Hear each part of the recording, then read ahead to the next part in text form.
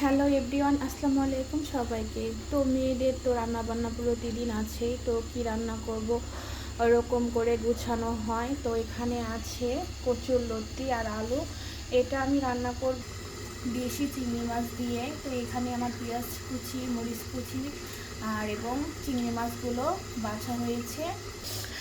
এখানে কিন্তু আমার সাগরের সুরমা মাছ রান্না করা হয়েছে। তো এটা আপনাদেরকে দেখাচ্ছি আমি ঢাকনাটা উঁচু করে। তো দেখেন তরকারিটা এত সুন্দর হয়েছে। তো আমি পেঁয়াজ দিয়ে ভুনা করেছি। তো এই মাছের মধ্যে কিন্তু আনাজ দেওয়া যায় না, তরকারি দিলে ওরকম ভালো লাগে না। তো পেঁয়াজ দিয়ে ভুনা করলেই কিন্তু তরকারিটা অনেক টেস্ট লাগে। তো একটু পর আমি লতিটা বসিয়ে দেব। তো সবাইকে আমার বাসায় দাওয়াত রইল খাওয়ার জন্য। আর কার কার কচুর লতি চিংড়ি মাছ দিয়ে পছন্দ অবশ্যই কমেন্টে কিন্তু বলবেন।